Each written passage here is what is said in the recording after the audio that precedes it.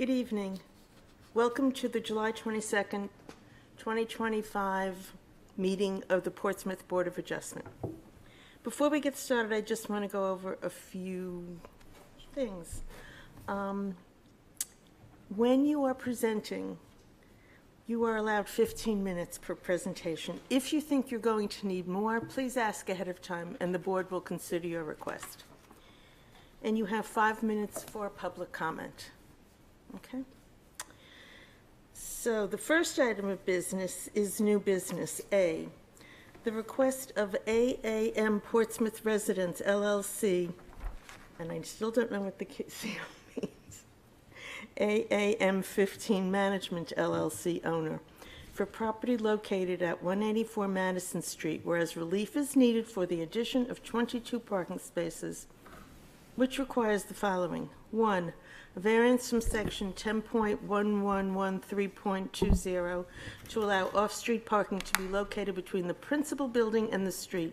Said property is located on Assessor Map 146, Lot 16, and lies within the General Residence C District.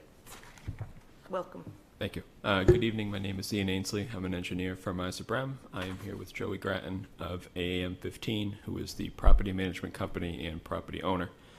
So we're here talking about 184 Madison Street. This is a existing 3-building apartment property. So there's 3 detached buildings there now, approximately 72 units that are a mix between studio, 1-bedroom and 2-bedroom units. There's about 102 tenants in there, and I'll bring up the relevance of that later. But what we're here for tonight is for a variance from section 10, 11, 13, 20. And that section essentially states that parking cannot be located between the front of the building and a street. We have a situation where, like I said, we have about 102 tenants and we have 87 parking spaces. And nowadays, just about everybody has a car. So residents are having difficulty finding parking. There's overflow going onto Madison Street, very often. And so we're trying to find a spot on the property where we can fit more parking. And you can see from the plan, dimensionally, there's really nowhere else on the property that parking can go to serve these residents. So that's the reason that we're requesting the variance. It would be 22 additional spaces. It would bring up the total spaces to 109. We do expect to go through the planning staff process as well to get approval for an amended site plan. And I believe we're going to go through TAC as well, the technical committee. I can run through the variance criteria if you would like, or I can turn it over to the board for questions, but... We would like you to do Sure. that, please. Okay. So we believe that this proposal complies with the variance criteria, and I'll go through those one by one. First one is public interest, so the variance should not be contrary to the public interest. As I said before, residents right now cannot find suitable parking on the property, and they're forced to park on the street. Putting the parking spaces between the buildings and the street and keeping them on site would reduce that overflow parking onto Madison Street.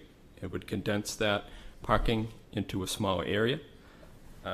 It would improve the overall look of the neighborhood, and it would allow for safer travel along Madison Street by eliminating those cars on the street. 2, the spirit of the ordinance will be observed.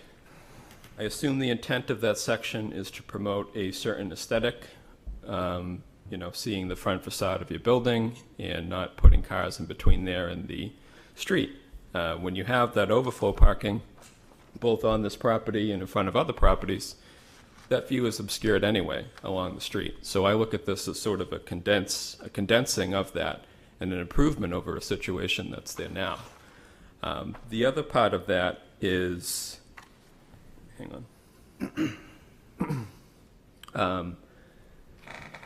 much of the front facade of the buildings will actually remain green and open. So you can see on the plan toward the bottom where those parking spaces are proposed, there's still a wide amount of green, open, vegetated space that the buildings will be able to be seen from the street without cars in the way. So we are preserving a portion of that on the property. 3, substantial justice. By granting this variance, the residents will be able to park on the property, and they'll be able to access their units easier without having to go searching for a parking space. I don't think there's a loss to the general public that's outweighed by the benefit to these residents and to the surrounding residents, and that's typically the kind of bar that you're looking for. D is property values. The values of the surrounding properties will not be diminished.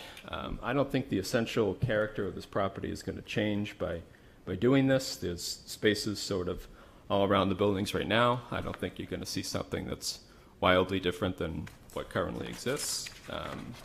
I think reducing parking on the street could actually improve the look of the neighborhood and might actually enhance the property values of the surrounding properties a little bit. And then the last one, unnecessary hardship. Literal enforcement of the provisions of the ordinance would result in an unnecessary hardship. There's no other feasible location on the property to put the parking spaces. So, you know, this is the only space we can go. If the variance isn't granted, then, you know, the residents will continue to have overflow parking on the street, and sufficient parking will not be able to be provided. And that's really the gist of it. Happy to answer questions. Other questions? Yes, Mr. Rossi. Hi, thank you. It's unusual to have someone coming here asking for more parking spaces than less, but are these parking spaces, if granted, would they be for the exclusive use of residents there? Is there any future plan to lease out these parking spaces, or to make them available to the public for a fee, or is there anything like that in the works? There is no plan to do that. The spaces would be for the sole use of the residents. And I should have mentioned, you know, these spaces are tandem spaces. There's a space and then there's another space behind it. So these will actually be assigned to the two-bedroom units. So each unit has one row that they would put both their cars in. So it would be assigned to specific units and residents. Thank you. Yes. I think Mr. Am had his hand up first. All right, go ahead, Mr. Okay, thank you, Madam Chair. Thank you, Madam Vice Chair. And we've received a lot of commentary on your proposal here, although I had many of the same questions that many of the abutters are asking. So I guess my first question is, as you pointed out, these buildings have been around for a long time, over 50 years. They were put in place after the Christ Episcopal Church burned down in 1963. Apartments were built on that site in the early 1970s. What has changed that the parking arrangement that has been around for 50 plus years is no longer somehow adequate? People's transportation habits have changed. More people have cars now than they did 50 years ago. And I see this, you know, in other cities. I work in Lowell a lot. And the character of these neighborhoods has changed. The street parking gets fuller and fuller, and more people own cars. And I would say it's the amount of cars that has changed in that time. Okay, so specifically, have you done any type of parking analysis on what you currently have, what the occupancy is, what the occupancy of the street is? So, what level of detail have you conducted to be able to draw this conclusion? Sure. So there's 87 spaces on the property now. Which is more than what is required. Yep. There's 102 tenants, and according to the property owner, almost all of them have cars. I have not looked at the space on Madison Street to assess how many spaces are available there, but that's really the numbers that we're working with. Okay. I mean, it's certainly contrary to what the city overall has been viewing as the future of parking. We're looking at requiring less parking, not more parking. So then you go on to talk a little bit about obstructing the view of the multiple buildings. Could you talk a little bit more about that? Why is that an impediment to the habitability of the neighborhood? Sure. So, you know, right now the residents are parking both in front of these buildings and in front of other buildings. So, you know, if you're looking from the street at those buildings, they're blocked by these cars a lot of the time. And I'm assuming that the provision in the zoning ordinance is to prevent those buildings from being blocked, to create a certain aesthetic in that neighborhood. I want to take those cars that are blocking these buildings and the other buildings and put them in a uniform condensed area that'll only block a portion of the buildings versus much of the street. Okay, and then you're creating 11 set of stacked spots. Yeah, yep. So you have 11 two-bedroom units, is that what you're telling me? There's actually, there's 36.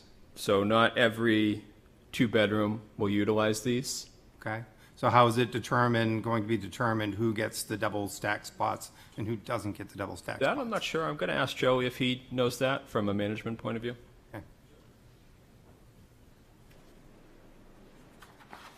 So we would just sort of, as we would kind of offer them out as like, if there's two, like if the front, I'd probably gear them towards the front people more because they have easier access towards each, like towards those parking spots. But it would really just be if a two bed had two occupants, we would utilize that first. And then I wouldn't say there's a direct plan, but it would go to 2-bedroom units with either a couple or roommates, and then just kind of geared around the property. We try to make it as flow functionally as possible. So probably the ones towards the front of the building, but no specific plan as to who would get those. Okay, because, I mean, the question would be is if you build them and then they're not really being used, that's... It would certainly be used. Okay. And then my last question is, you do currently have 3 single spots that are between the buildings in the center of your property. Did you do any kind of evaluation as to double stacking those to eliminate at least one of the upfront parking locations? That would be you. We wanted to preserve the green space between the buildings as much as we could. I don't necessarily have an issue putting some of those spaces there. So that's something we would be open to doing if it was something that the board was looking for. Okay, thank you. Yep. Thank you, Madam Chair. You're welcome. I think Mr. Rayum actually asked my question, but, I mean, this is probably more of a tack issue, but it's just very hard to see how this is actually going to work, given you have the tandem spaces, which means somebody has to pull out, so somebody has to pull out, so the person in front of them can pull out, and then you have spaces right there. I mean, I know that, turning radiuses and everything like that is with TAC, but it's just very difficult to know how that is going to work out. And if the spaces are not being used by 2-bedroom apartments, but by maybe 2 people in 2 different apartments, it seems like there's going to be difficulties making that work. So because we have 36 2-bedroom units, assuming 2 occupants in each, we're talking about 70 people, up to 70 potential cars. So I think there's going to be a demand from those 2-bedroom units to use all of these spaces. Okay, thank you. I have to ask this question. Why do you think those spaces are preferable to not having stacked parking? I think this is stacked parking. Right. Yeah. But why do you think the stacked parking is preferable to the parking around the building? Oh, just quantity. Just trying to fit as many as possible to get as many for the residents as we can. Right, but if I live in a 2-bedroom apartment, it doesn't mean that that other person and the partner in the apartment and I are in sync. Mm-hmm. That we know when, okay, I guess I just don't, I'm having trouble seeing this as an asset. Sure. So one piece of this, as I said, is when you put those same one row of parking for each unit, you're going to have 2 people that live together. It's much easier to coordinate that than it is, people that don't know each other and their neighbors. So this very much hinges on that. And that is, our main plan is to use those 2-bedroom units specifically for this.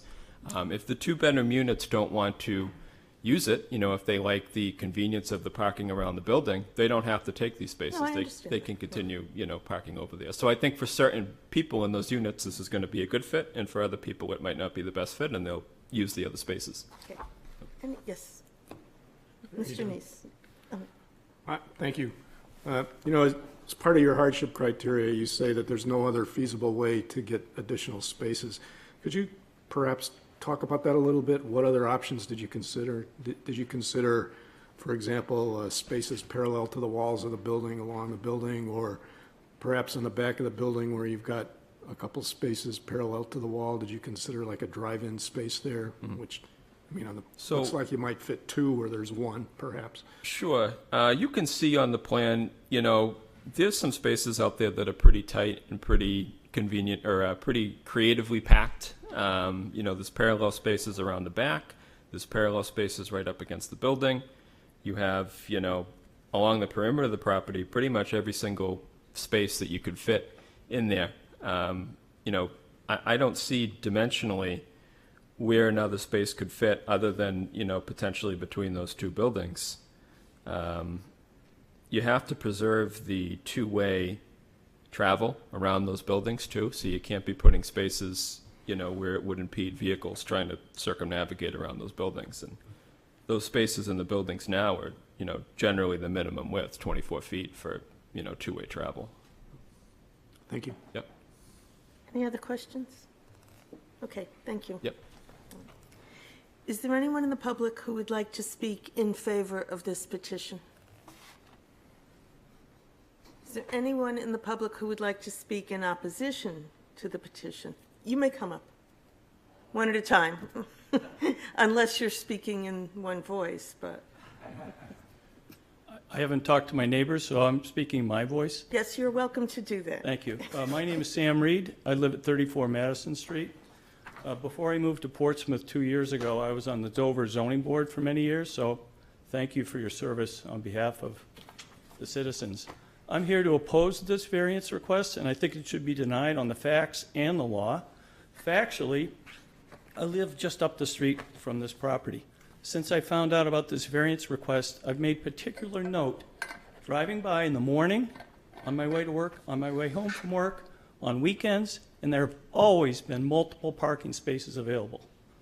I think this is a solution in search of a problem. And honestly, I don't fully understand it. It's hard to imagine that paving a little bit of green space that we have in our neighborhood is substantial justice or in the public interest.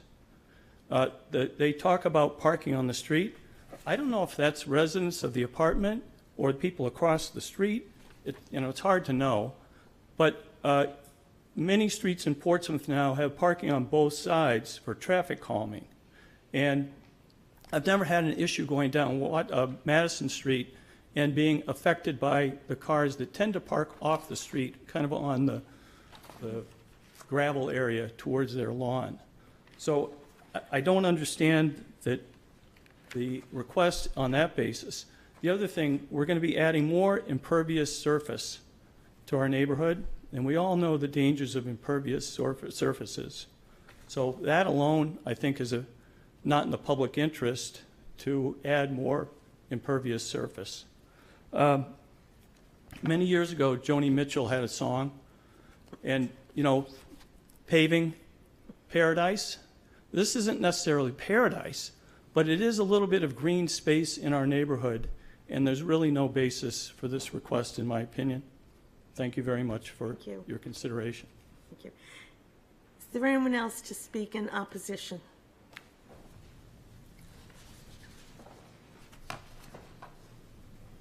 Hello, my name is Sean Moran, and my wife Stacy. We live at 67 Madison Street. I present my objections. Do you guys get that and read it? Do you want me to reread it, or you already have it here? I mean, with what Sam just said, we all agree. Number one, the traffic calming. I mean, I sit on my porch, and people fly down that street, and we have a Phase 3 program here in Portsmouth to try to get more traffic. So the cars there actually slow the cars down, and usually the cars that are speeding are their residents, but here nor there. To go back to, since this came out, we have noticed, I have specifically gone through there and counted the cars. It's either on the night or in the morning, over 20 spots that are empty. Quite frankly, this kind of seems like the way that they want to do is have two spots to add more rent, to be able to charge more rent. In particular, I have a letter here that they sent out a year ago where they evicted over 40 people. I can read that letter if you want. Where they evicted them and they put the new rents where they jacked it up. I believe it's up. Right now they're charging $2,600 a month for rent. I think before it was like $1,800. So I haven't done the math, but that's what, 40% increase. We talk about affordable housing. That's not affordable. So that's kind of the gist of what we're talking about. I put some photos here, and we said that there's no additional parking. I mean, I counted those off. I think I counted about 10. Also on the spots, what I don't know is, can we allow for compact parking and allocate the existing space that we have in order to accommodate those cars and fit more in there, especially along the building? I myself have a 4-bedroom house. I have 2 spots. Do we really want to be having everyone going in and say, hey, let me park my car in the front? Can I add more, take away the impervious surface because I want to have more off-street parking? A lot of the cars, again, it's part of the intrinsic value of the neighborhood. Apartments don't really fit to begin with. I'm 52, they were built in 51, so that 54 years has never been a problem. So all of a sudden, I mean, now it's a problem. I guess it goes back to, I think they want to charge more rent, and that's what kind of where we're at. So, thank you. Okay, thank you. Is there anyone else to speak in opposition?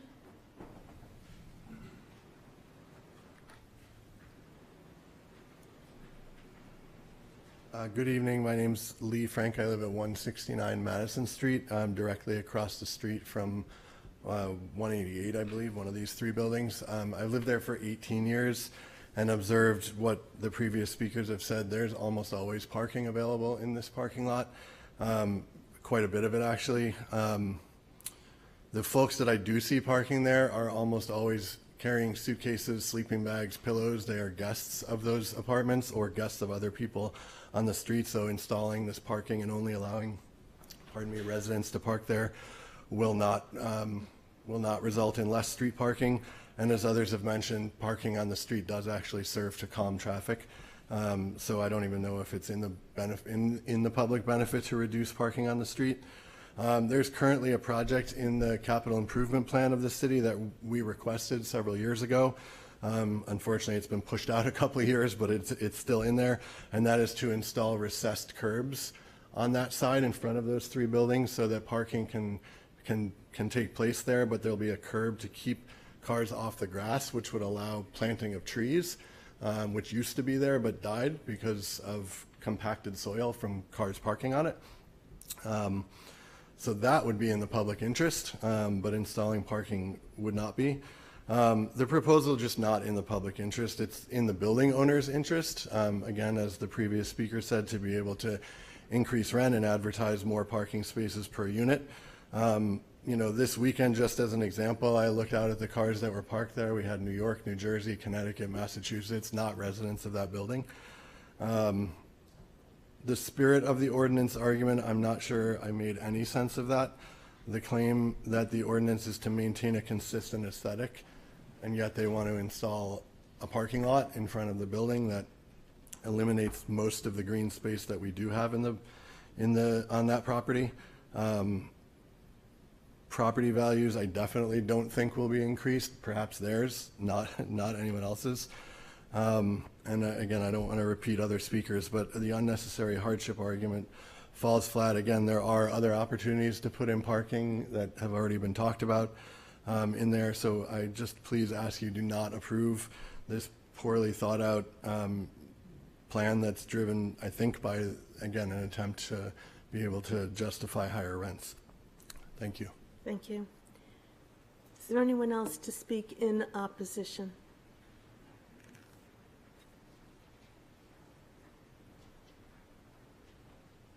Good evening, everyone. My name is Rick Condon. With your permission, I lamely tried to generate a ChatGPT picture of what it would actually look like with that. I'd like to show it to the applicant first to get their approval. This is what I created. I'm sorry, if you want to give that to us, you may do that. Okay. But I just want them to see it. No. before they don't have to. Sure. We can. Thank you.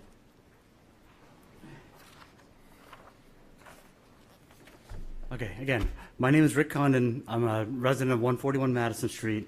I live directly across the street from 186 Madison Street, which is the middle building of the 3. I would like to offer some thoughts on why I oppose the proposal tonight to add more parking in the grass between 184 and 188 Madison. I moved to Madison in 1996, and I've lived there for 29 years. Over the course of my time there, I've seen several different changes with the apartments, some of which have already been mentioned. Typically, there are 2 times a year on Madison Street that we have a parking issue. The first is the Christmas parade. The second is the 4th of July fireworks. And depending on what the city council does next year, that might not be an issue anymore. I have watched the building for years, and on-street parking has not been an issue. Typically, as mentioned before, vehicles associated with apartments that park on the streets are guests, and they do not have one of the parking permits. I have also spoken with other tenants of the apartments that actually prefer to park on the street for various reasons. One comment in the applicant's application states the essential character of the property will not change. I strongly disagree with the statement. The addition of 22 paved parking spots will eliminate a significant amount of the current green space and create the appearance of a big box store in the residential area. The proposed spots are to be 9 feet wide, and I think I saw 19 feet long on there. Once those spots are built, there will only be 10 feet of grass left between the road and the last spot, if my calculations are right. And as Mr. Frank just mentioned, if we get the sidewalks and the curb that's put in there, that green space will probably go away completely. Another statement that I disagree with is that the property values may increase as a result of more cars off the street. First of all, there is not a significant problem with cars parking on Madison Street related to the apartments. These proposed spots will not stop other cars from other residents that live in the area from parking on a public street, so other cars will still be parking out there. The second issue with this statement is that I feel my property value is already diminished because of the apartment buildings. I own a 4-bedroom home with a porch and a small garage. There is a similar size, style, and construction 4-bedroom home on Park Street, less than a third of a mile from my house, in a all residential neighborhood without the commercial property across the street. The Zillow estimate on this property is over $300,000 more than my property. And I do recognize that Zillow is an average and it's not an exact science, but there's a significant difference in the values of those properties not in front of the commercial property. I feel that this proposal, as it's proposed, is only going to emphasize the commercial look of the apartments in an already residential area. The last issue I'd like to address tonight is the fact that this proposal, as I've seen put forth, does not address any security or lighting issues. The area of proposed parking is not well lit. Right now, it's a grass area, and their lights point down at the sidewalks and the parking spaces they have. I suspect in the near future that if these proposals were allowed to go through, they would be up here arguing for the fact that they need lighting to illuminate the areas where these cars are parked for security and safety reasons. In the last 2 years, several of the neighbors that are here tonight had to address light pollution issues after the new owners added LED spotlights to the outside of all 3 buildings. The city's electrical inspector and Jason Page, the code enforcement officer, had to get involved to address the neighbors' concerns about excess lighting shining through our windows. In conclusion, I would like to oppose the variance. I do not feel this application successfully meets the parameters to grant a variance. The proposal seeks to solve a hardship that I don't believe really exists. The surrounding residents will incur in loss in property value and curb appeal as a result of the emphasized look of a commercial property in a residential neighborhood. Finally, I feel that if it is granted, other changes may be forthcoming in the future that are only going to reduce the character and value of the surrounding area. Thank you. Thank you. Anyone else to speak in opposition?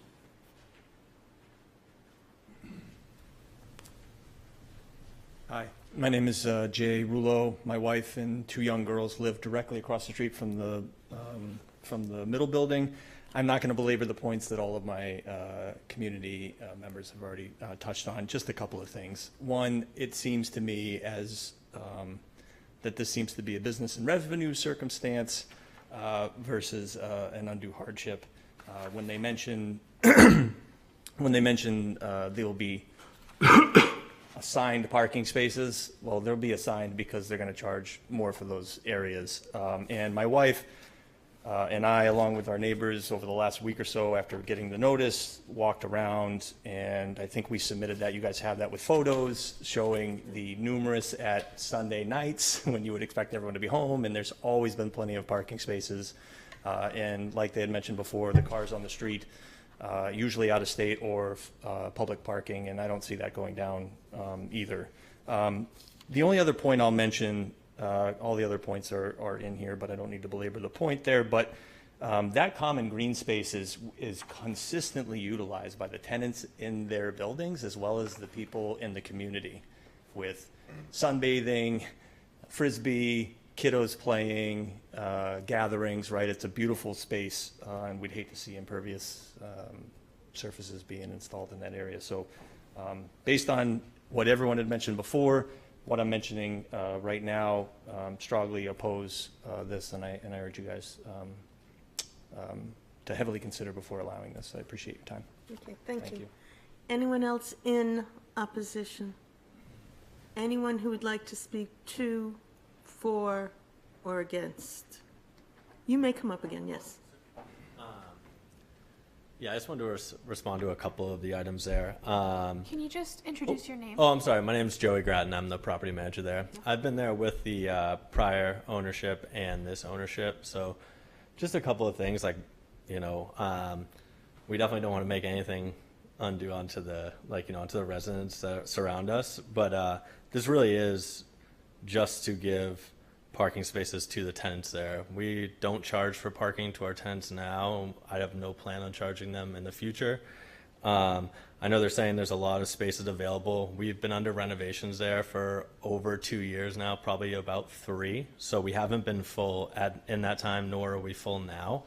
So we will be full in the near future, probably within the next 30 to 60 days, which is why this is coming up now. So we're just trying to get ahead of that. So when we are full, you know, we're at like 102 tenants now. We have 108 bedrooms. So if you imagine, there are couples in 1 bedrooms. There are 2 people living in 2 bedrooms. It can overflow quite a lot onto the street. It may not have been an issue in the past, but we are seeing a lot more couples in 1 bedrooms and a lot more roommates in 2 bedrooms, roommates or couples, just meaning 2 people. And then where they used to be a lot of like single people in the 2 bedrooms, it's not as common.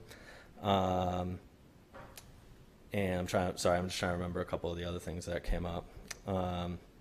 The lighting issue that came up, we don't have any plan to add any more lighting. I think it's sufficient for what's there now. It already lights up the spaces, you know, in between, so the ones in front of the building should be fine. And I feel like, you know, maybe Rick doesn't feel this way, who spoke before, but when he brought up the lighting, I feel like I did my very best. We got dimmers put on them, so it would not, we lowered them and put dimmers on. So we certainly try our best to be courteous of our neighbors. The out-of-state parking license plates, people move here and they don't change their license plates right away.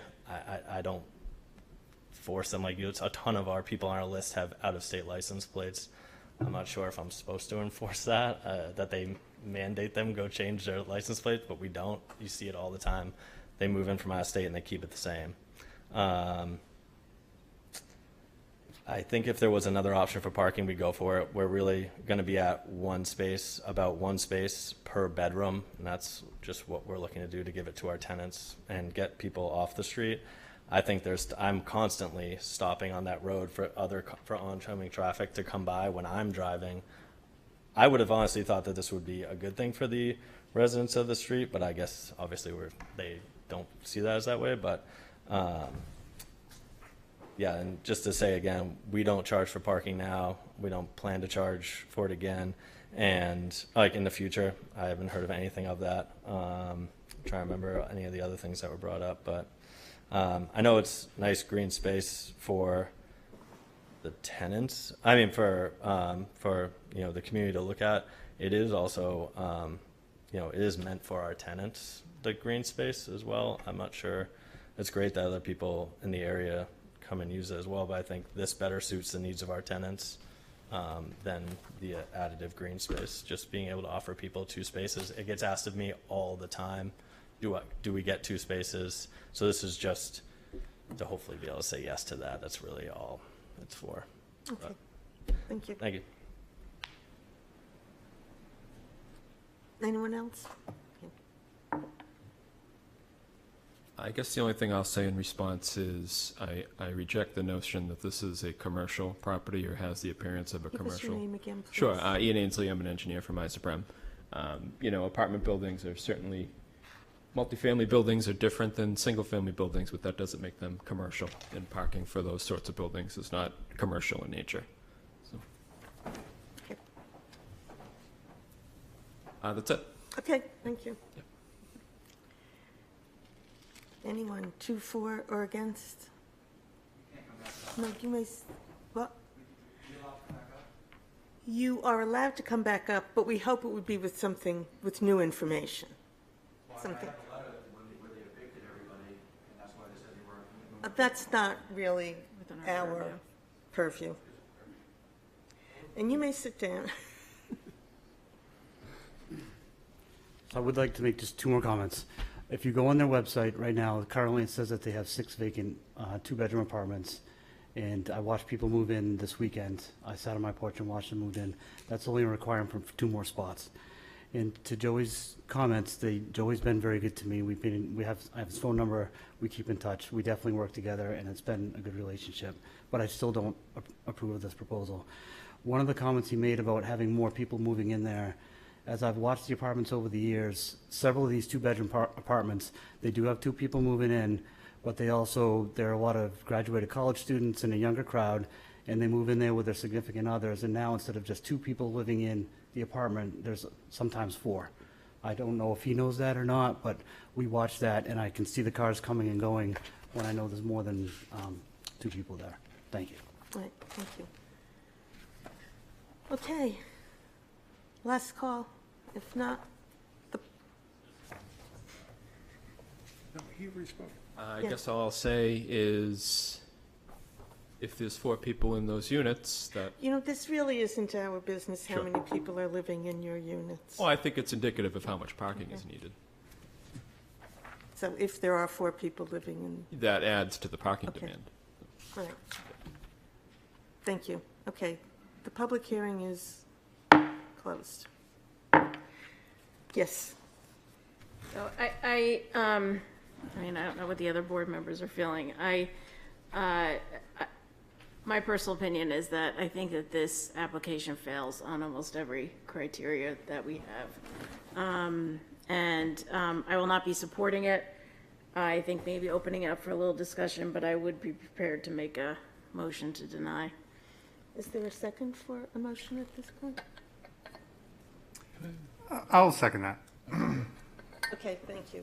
Okay, unless, Mr. I was just gonna make some comments. Yeah. I mean, I do see where you're coming from, but yeah. So I guess in no particular order. I mean, just the fact that there are more tenants than parking spots. I wouldn't see it as necessary to have like a parking study or a traffic study or something, because just that fact that there's more tenants than parking spots, it's a reasonable ask. That by itself doesn't guarantee that we should grant it, but I see where the request is coming from. And again, as an example, as rents get more expensive and you get people doubling up single bedroom, you can actually end up with up to 4. So even though the total number of apartment units is only 72, you could end up with way more than 72 cars.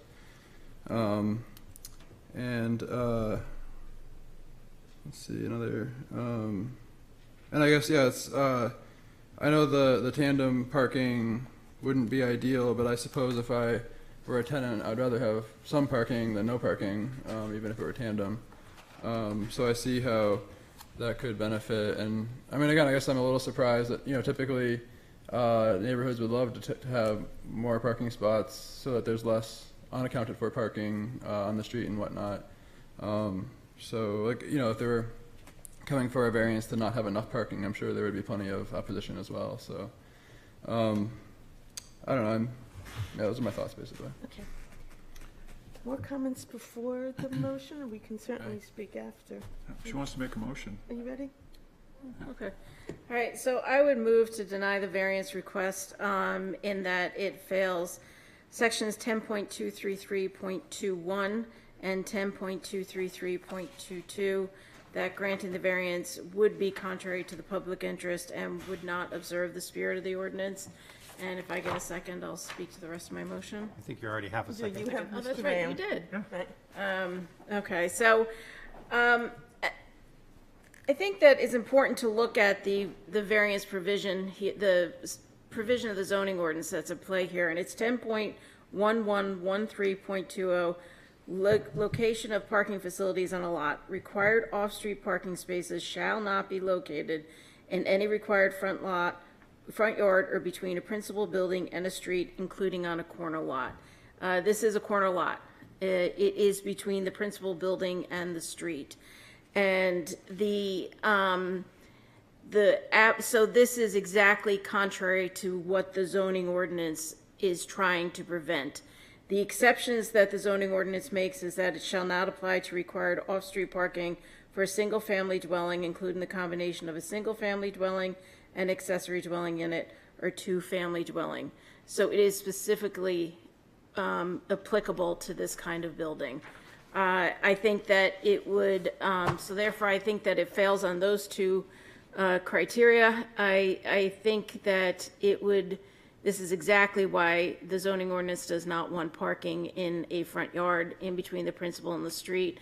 As you come up onto this onto this apartment complex from Madison Street, going down where it's on your left, the parking is very visible. It is extremely visible on the lot. And this would become even more visible. It would have the appearance of like a parking lot with 3 apartment buildings in it. So I think that it fails on those two criteria because it is exactly in violation of the zoning ordinance. I think that it does have the potential to alter the essential character of the neighborhood. The rest of this neighborhood is single-family dwellings that are right up to the road. Some of them, a lot of them don't have garages. There is a lot of parking on the street. I noticed that when I drove down. But for that reason, I would move that we deny the variance as presented and advertised. Does the second have anything to add? Yeah, I do, and I'll go into maybe a little bit more detail than I would normally for a second, just because I didn't get a chance to do any comments ahead of time. But so this particular application, you know, I think my biggest concern, and I do think it fails in the hardship criteria. Yes. I think it's really comes down to the provision of that there is a general public purposes that we're trying to achieve here that do outweigh what the applicant's proposal is in trying to, ask for the variance before us. And it really comes down to, I mean, this lot currently, it's been in existence for 50 some odd years. Understand that they are, saying, hey, there are more cars than we think. We got to have more tenants with more cars. Maybe that's true, maybe not. Our zoning ordinance really goes through and is designed around the idea that we want, are expecting as time goes forward a need for fewer automobiles, not more automobiles. And so I think the applicant is trying to pre-solve a problem that is one that the city is actually trying to move away from entirely. This is a pretty walkable neighborhood. It is really close to or part of the West End.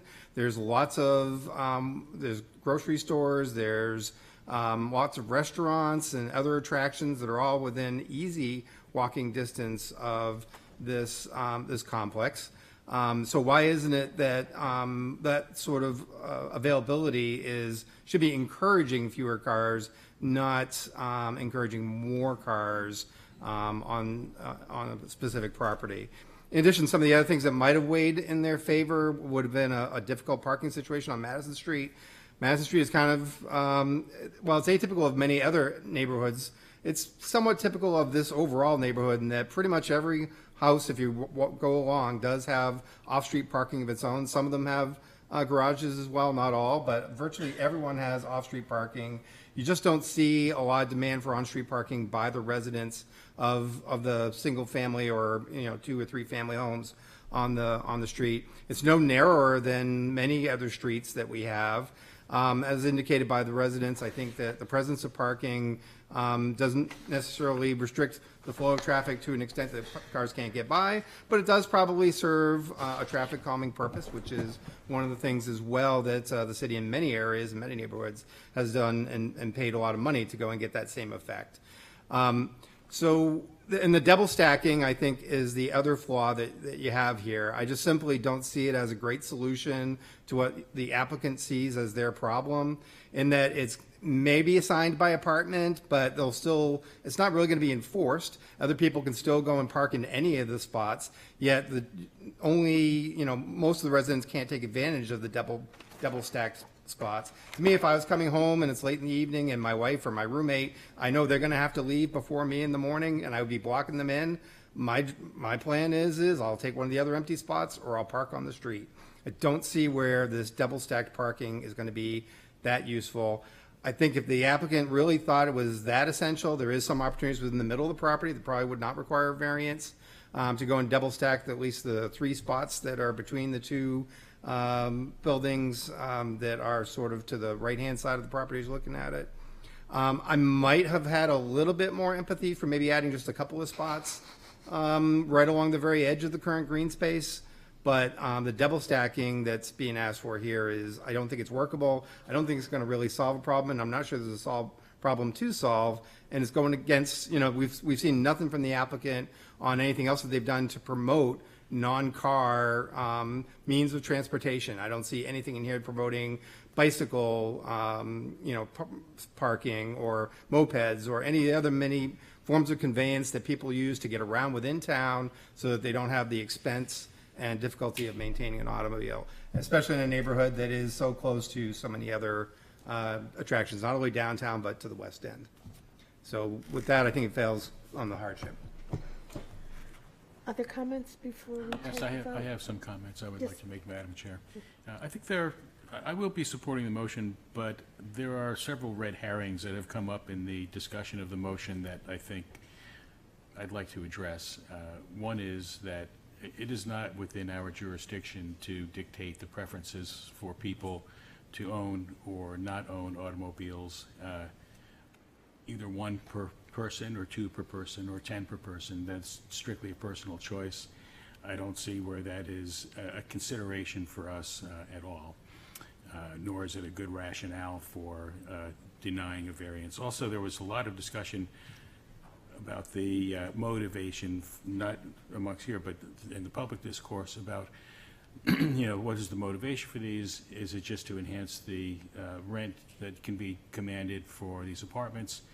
That's a legitimate purpose for any landowner to improve the value of their property so that they can enjoy higher revenue from it. It is not a reason for us to be opposed to an improvement. However, I do agree that this proposal fails at least on the hardship criteria, and therefore I will be supporting the motion. Yes. So I just have a question to the second. So my motion was to deny on spirit and intent. I think also hardship would be a denial, but I just want to make sure for purposes of the properliness or whatever of my motion that the second is also that it fails on spirit and intent.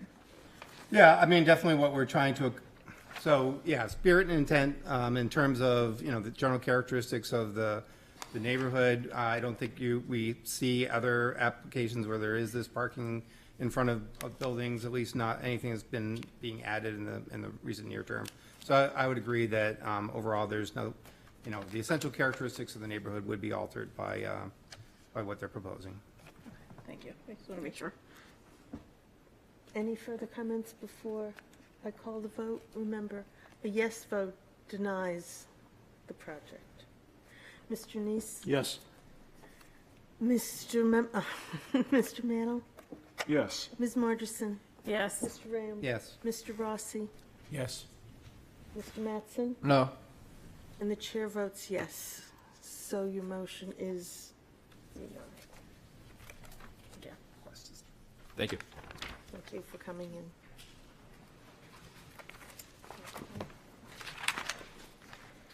Okay, someone tells me what the CO is. Like a mailbox. Okay. All right, the next item of business is the request of Shannon M. and Stephen E. Parsons, owners, for property located at 160 Essex Avenue, whereas relief is needed to demolish the existing garage and construct a new two-bay, two-story garage, which requires the following. 1, variance from section 10.5212A. Allow a 7-foot right side yard where 10 feet are required. Allow a 17-foot front yard where 30 feet are required. And C, allow a 28.5% building coverage where 20% is the maximum allowed. And 2, variance from section 10.321 to allow a non-conforming building or structure to be extended, reconstructed, or enlarged without conforming to the requirements of the ordinance. Said property is located on Assessor Map 233, Lot 63, and lies within the Single Residence B District. Good evening. Good evening to the board members, Madam Chairperson. Thank you so much for hearing my request for our variance at 160 Essex Avenue. My name is Stephen Parsons, and my wife Shannon and I are looking to modify and add to our existing home to accommodate our family. The request is for relief needed to demolish the existing garage and breezeway and construct a new two-bay, two-story garage.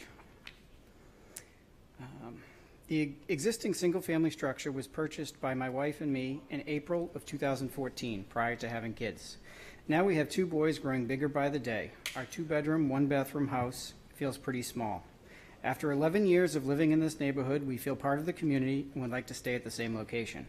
The neighborhood is really an extension of our home for our kids. We are proposing an addition to the house to make it more family-friendly and more handicap accessible. We are planning on having one of our aging parents come and live with us, and the current setup is not feasible. The addition will replace an existing single-story, single-car garage and breezeway, and replace it with a two-car attached garage with living space above. We've explored many different options to modernize our home to meet the current and future needs. The main difficulty is that the house does not currently sit within the required setbacks, nor do any of the houses on the street. The house is also slightly off parallel from the street and the front property line. The design that we have come up with allows for a look that maintains the character of the neighborhood. It gives us a roof line that is perfect for solar panels, and it will provide accessibility for my aging parents. The 5 criteria per section 10.233.21. The variance will not be contrary to the public interest. The new structure will be in staying with the character of the neighborhood. The houses in the neighborhood are a mixture of 1950s ranches, capes, tri-levels, split entries, an old bungalow, and one new construction. Most of the homes in the neighborhood have had similar additions over the years. This addition would turn our 1950s ranch into the style of a 1950s tri-level, which there are 3 on the next street over. The spirit of the ordinance will be observed. The proposed addition would result in similar setbacks to most of the other homes in the neighborhood. The proposed relief is less than that of most of my neighbors' current setbacks. The proposed addition would allow for the use of wheelchair accessible vehicle to pull into the garage and enter the house, and would greatly improve the safety, especially in the winter months. Substantial justice is done. Granting the variances will allow us to modernize our home to improve the livability of the home and make it more accessible for our family members. Denial of this request would result in a disproportionate hardship for the homeowner compared to any perceived benefit to the public. No harm will be done to the neighborhood or community should the application be granted. The value of the surrounding properties is not diminished. This addition will bring the house more in line with some of our other homes on the street and help to increase the value of homes in the neighborhood. The scale of the addition is consistent with neighboring homes, and there is no evidence to suggest that it would diminish nearby property values. Modernizing our home to match the upgrades of our other properties in the neighborhood usually results in the benefiting of the surrounding area. Literal enforcement of the provisions of the ordinance would result in unnecessary hardship. As the house sits, it does not meet the current zoning setbacks, and we are looking to create an addition with a similar front setback as the current garage we plan to take down. Building an addition using the current setbacks would not allow us to remove the existing garage and improve grading. It would also result in the front of the addition to be in line with my neighbor's bathroom window and other side windows, bringing more noise into their house when the kids are out playing. The proposed addition would keep the front setback almost in line with the front setbacks of the neighbor's house, making it more uniform look for both of our houses from the street. We are asking for a front setback of 17 feet versus the required 30 feet. 17 feet will allow for 2 cars to be parked within the bounds of the property, and there will be 30 feet from the face of the garage to the edge of the roadway. This means that if the sidewalks are ever installed at a later date, we would still have room for 2 vehicles in the drive and not block a future sidewalk. The house just to the south of us has a setback of 13 feet, which is 4 more than what we are asking for. We are asking for a side setback of 7 feet versus the required 10 feet. This is in line with other homes in the neighborhood. The neighbor has a side setback of 6 feet, and this would give us a distance of 13 feet between the 2 houses. This is almost identical to the 2 Cape houses across the street from us. Strict adherence to the 20% coverage would substantially limit the size and functionality of the proposed addition. Due to the existing home's placement, these restrictions would prevent us from making reasonable improvements. Building to the existing zoning requirement would result in a home that is not handicap accessible. We have explored other options to build, but it seems like the most visually appealing from the street and in harmony with the neighborhood. Of the 20 homes on Essex Avenue, none meet the current zoning requirements. We're proposing to have approximately 2,500 square feet of living space compared to the 3,090 square feet of the home directly across the street from us. Thank you for hearing my request. I will gladly take any questions you might have. Yes, Mr. Rossi. Thank you. Thank you very much. Question for you with regard to your decision to build the new garage and addition. Yep. Where the current garage is, as opposed to the other side of the house where you wouldn't be, you'd still need a lot line, encroachment variance, and you pretty much need the same variances, but you wouldn't be that close to your neighbor's There's a house. sewer easement on my property. Say that again? There's a sewer easement on my neighbor's property. Oh, on your neighbor's property. And I would be, to get anything of any size on that side of the house, I know a variance wouldn't be granted to get close to a sewer line, because the sewer line from Sims goes down that property line, but on my neighbor's property. There's no easement on your property. There's no easement on my property, but I don't have enough space to put anything of size on that side, where if I delete the house, if I delete the garage and the breezeway on one side, it gives me more space. Let me take another look at that. Which diagram are we looking at now up there? This is What page is that? this is the proposed, And also on the left side of the house, it's a pretty substantial hill, so it would be a lot of grading to I get see. that So to the work. house is actually already, the main residence is already located further to the left side of the lot than the right side. Okay, Yes. I understand. Thank you. Other question? Yes, Mr. Rand. Thank you, Madam Chair. So I'm a little confused by some of your floor plans that you have here. So looking at page 27 of our packet here, which is one of your two floor plans, it's your upper levels Yep. floor plan. And recognize that this may not have been professionally drawn, but I'm trying to understand, between your kitchen and the breezeway, there are double lines. Is there no access? There is no wall between the kitchen and the breezeway. Okay, so that's gonna, The breezeway will be the same elevation as the kitchen. okay, so that's just gonna be an open space Yes. through there. Okay.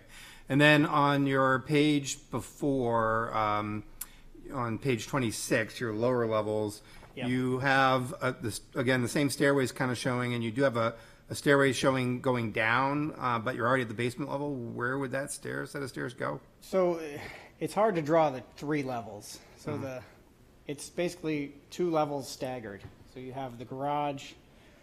The garage will be above the basement, but not to the first floor. So you go from the garage to the main house, and then from the main house to the second floor above the garage. So it's kind of like a split entry, but offset. Yeah, I'm just looking at it. It would kind of imply that you have more stairs going to somewhere else there, and I'm not sure that's. So the mudroom will be the garage level. Uh-huh. You'll have stairs that come up to the main house, Yep. breezeway. The stairs will go down to the basement. Okay, so the basement is not at the same level as your mudroom is. your No, point. it's approximately 4 steps lower. Okay, so, okay, I won't belabor it. So then I guess my other question for you is, I know you talk extensively here about handicap accessibility. I guess I'm trying to understand what the purpose of the bathroom is that you're putting in behind the garage. It doesn't really seem to be connected to any of the living spaces on like a same level. It's just an additional bathroom, or it's to use if you're running out of the house, it's there. Okay. And again, I only ask this because we're already, we're over square, you're asking for relief in terms of total square footage of coverage, right? So every aspect of that adds to it with your kind of extensive mudroom here. Yeah. And then I guess towards the, you got the tri-levels going on. again, from a handicap accessibility standpoint, that would seem to be going against making the house more handicap accessible with 3 separate levels going on. So I didn't know if you could explain that a little bit better. It would allow for the 2 current bedrooms that are there. There'll be a ramp, not a ramp, but a wheelchair lift that would go on the stairs from the mudroom to the main level of the house, which would give access to the 2 current bedrooms and the kitchen area. There wouldn't be handicap accessibility to the area above the garage. Okay. Even though, I mean, there still are stairs in between there, but. Yeah, it would be 5 stairs to overcome with a lift. Okay. And then lastly, on page 26, you kind of show another thing that is contributing to the overall coverage that you're asking for is the exterior patio, concrete pavers with a roof over that. So that's looks like 28.5 feet by 15 feet. So what is there is currently, from looking at it, I don't think there's anything like that. You just simply have an open patio, is that correct? Correct. Okay. Which patio, not being, as long as it's not more than 18 inches, would not count towards the total building coverage. Right. So clearly this is another, I mean, it's not, you're 850 square feet over the maximum allowed by the zoning ordinance. This would be about half that, about 420 or so. I'm just wondering, like, it's kind of an unusual thing to have a patio with like a roof over it. So I'm just trying to understand what the genesis is for that coverage request. It's very bright there in the summer, and it's hard to be out in the yard. Currently on the back, we have a awning that goes up, but a permanent roof would be easier. Okay, thank you. Thank you, Madam Chair. Anyone else? Yes. Mr. Neese. I guess I had a technical question, and I'm not sure if it's staff or for the applicant, but I'll ask a different question first.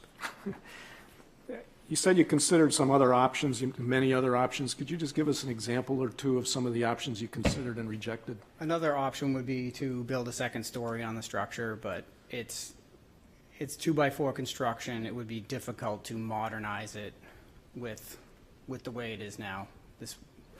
This way we can have a modern structure attached to an old structure. Trying to build and insulate with 2x4 construction would be almost impossible. Okay, thank you. Now for my technical question. I have it in my head that if your building coverage increases by a certain amount, that your open area should decrease by something close to the same. And here we've got building coverage going up by, I think it's roughly 15%. And open area coverage is only going down by about 11. So it's almost like building coverage is going up and he's gaining open area. And I'm having difficulty reconciling those two, but maybe there's a technical reason why the two don't change in the same percentage. And the reason I ask is because if the building coverage was only going up by 11%, that's less of a variance needed. So I can't wrap my head around why those two numbers don't line up more closely, but maybe I just don't understand how they're calculated. My guess is that where the proposed garage is already covered by driveway. Yes.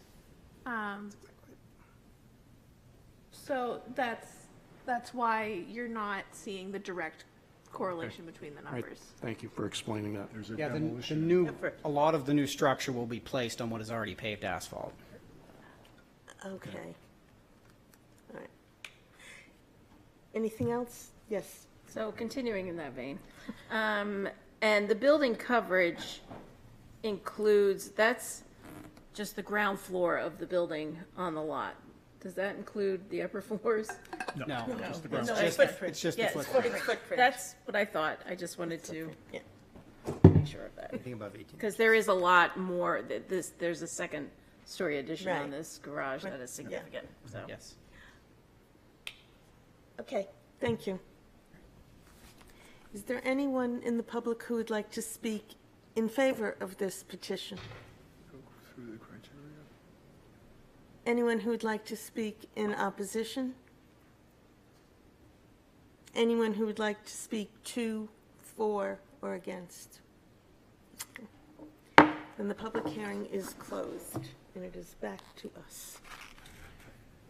I'd like to say, just following on these questions about building coverage, it is a big increase over what the current situation is, but it's not that unusual for us to have variances that are in this range of building coverage for a lot. So even though it looks like, it is a big change relative to the sorts of things that we approved, 28.5% over the 20% max is not out of the realm of reasonableness, in my opinion. I would also say that even though it really doesn't crowd the lot at all, in my opinion. And I think the benefit that is coming from it outweighs whatever increased coverage there is. Yeah, the lot itself is deficient by a third. Right. So I immediately look at the increased building coverage and take off a third. Oh, my, okay. Mr. Mattson. I was prepared to make a motion unless. Yes, no. Okay. I'll make a motion to approve the application as presented. Is there a second? Second. Thank you. Go ahead. Okay. So going through the criteria, the first two we'll do together is the variance is not contrary to the public interest and the spirit of the ordinance is observed. Here, the proposed use doesn't conflict with the purpose of the ordinance. It's still just a single-family home, just improving the garage from a one-car, two-car garage with an addition above. That won't alter the essential character of the neighborhood. There's plenty of other parcels that have garages and similar setbacks. So the next criteria is the substantial justice is done. Clearly here the benefit to the applicant is not outweighed by any harm to the general public because there is no harm to the general public and this benefits the applicant. The next criteria is that the values of surrounding properties are not diminished, and in this situation, just continuing the single-family home with a new addition that will improve the value of this property, there's no reason to think that that would diminish the value of the other properties, surrounding properties. And then the final criteria is that literal enforcement of the ordinance would result in unnecessary hardship. So the main driving factor of the special conditions of this property are, first of all, that it's undersized, smaller than the 15,000 square feet that's required for this zone. So smaller changes in addition result in a bigger jump in building coverage. And the home is located where it is on the property, so pretty much any addition that's in line with the home would require a variance. And then the side yards have minimal relief requested that does not hinder the light, air, and privacy of the neighboring properties. And finally, the proposed use is a reasonable one because it's still just a single-family home with a garage. Thank you. Does the second have anything to add? Yeah, just add a couple things. The first is, while this looks like a large addition, I think it's consistent with some of the other homes in the area. I'm not saying anything about their building coverage, but at least the size of the house is not out of line with other homes in the area, so it's not affecting the essential characteristics of the neighborhood at all. Second, I think the construction of the existing house, in addition to its location, limits the ability to make changes at a reasonable cost. For example, as he pointed out, trying to add a second story because of construction would be extremely difficult. And so that's an additional special condition of the existing property that I think helps justify the hardship that exists that justifies this change and the variance is requested. Thank you. Any further comments before? Yes, Mr. Ram. I will be supporting the motion. I do have some reservations. I do think this is actually a pretty substantial addition to this property. And we've had some requests from this neighborhood of, varying magnitudes in terms of adding additions. It's pretty typical. We've seen where people who may have at some point in time moved on to a different property that had more room available, a larger home on it, et cetera, that's no longer either financially feasible or you have a great mortgage rate and you don't want to give that up. So going and adding on to an existing structure is, you know, your best way to try and add that additional footprint that you're looking for. And certainly appreciate, you know, the idea of multi-generational living and the need to accommodate someone with perhaps mobility needs as well.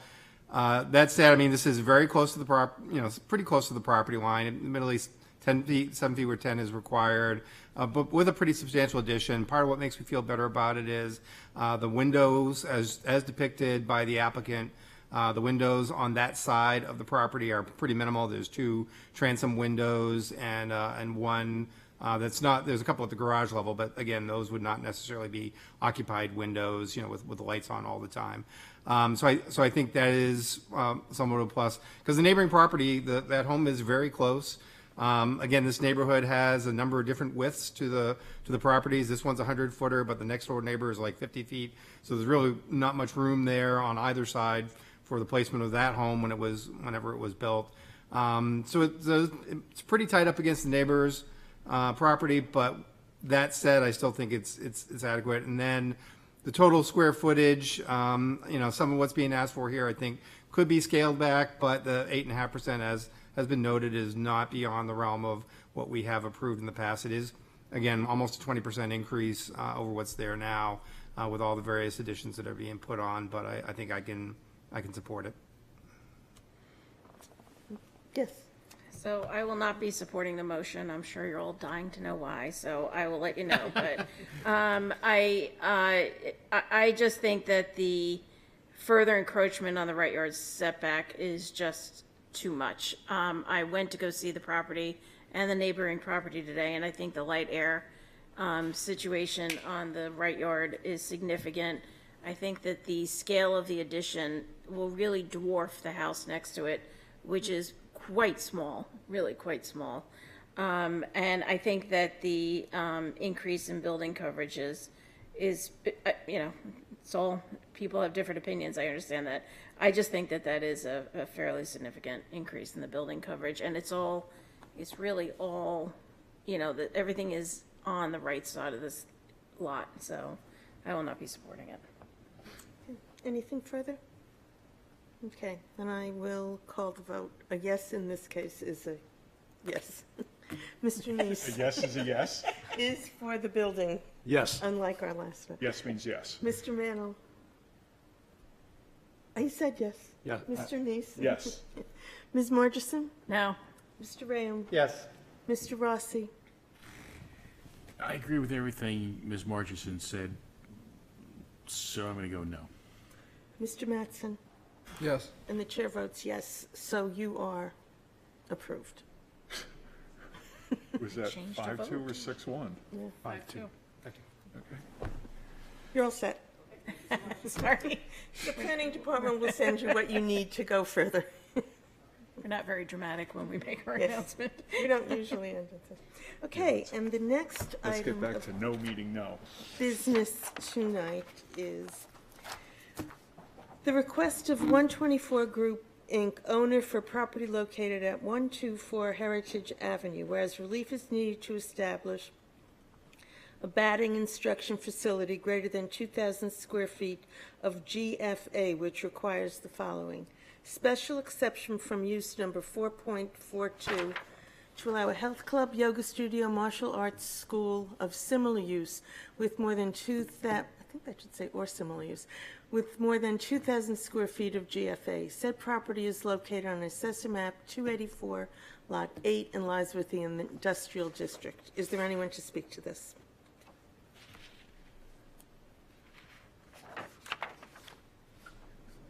So good evening. My name is Ira Lair. I'm one of the co-owners with Brandon Derry of Going Yard Athletics Great Bay, and we're doing business as Gradam G Swing Portsmouth. And we're looking to lease unit number 7 at 124 Heritage Avenue, which is currently zoned for industrial use only. So Dear members of the board, we respectfully request a special exemption under Section 10.440, Table of Uses 4.42 of the zoning ordinance to permit a recreational use at 124 Heritage Ave, Unit Number 7. The proposed use is for a baseball, softball, swing lab simulator facility operated under the Gratum G Swing brand and dedicated to private hitting instruction by appointment only. The facility will utilize the proprietary G Swing methodology and the Teach Train transfer system to evaluate and enhance each player's performance. Instruction will be based on video analysis, swing metrics, exit velocity training, and swing comparisons to the top Major League Baseball hitters. All sessions will be conducted by a certified G Swing hitting instructor with a focus on measurable improvements in hitting power and technique. In terms of our operations, staffing, we have 2 employees, a general manager, and a G Swing certified hitting instructor. Our hours of operation, Monday through Friday, 3 p.m. to 10 p.m., and Saturday, 9 a.m. to 3 p.m. Client flow, up to 4 clients per hour, but for the most part, 1 to 2. And again, by appointment only. The proposed use meets all the criteria requested for a special exemption and is compatible with the surrounding environment as detailed below. Number 1, no hazard or public risk. The facility will not involve the use of hazardous materials or processes. All instruction takes place indoors using controlled simulator equipment, which poses no health or safety risks to the public. Number 2, compatibility with the surrounding area. The character of the area includes multiple other recreational and fitness-oriented businesses between both Banfield and Lafayette Road. No exterior modifications or outdoor storage will be introduced, and the proposed use is consistent with commercial and recreational activity in the vicinity. Traffic and parking. Due to the appointment-only model and low customer volume, again, like I mentioned, typically 2 clients an hour, traffic impact will be minimal. The current complex includes 180 shared parking spaces with 10 spaces assigned directly to unit number 7, adequate for both staff and client parking without overflow. Number 4, noise impact. Noise evaluations by the property manager confirm that the activity inside Unit 7 will not be audible from adjacent units, ensuring no disruption to neighboring businesses. Number 5, demand on municipal services. The nature of the operation, low occupancy, no industrial use, means minimal demand on municipal utilities or emergency services. Number 6, environmental or stormwater impact. No site alterations or outdoor activities are proposed. The operation will not affect stormwater runoff or create any environmental impact. And last, property values and community character. The facility will be well maintained and operated professionally. Included in the pack, you can see a picture of our current operating facility down in Middleton, Massachusetts, very high-level professional facility, enhancing the property's use while preserving the mixed commercial recreational character of the area. The nature of the business is unlikely to have any negative impact on surrounding property values. We appreciate your consideration of this request and believe that the proposed facility will be a valuable and responsible addition to the community. We welcome any questions or clarifications from the board may have and look forward to your review. Thank you. Thank you. Other questions? Mr. Ram? Thank you, Madam Chair. Yes, please stay. Sorry.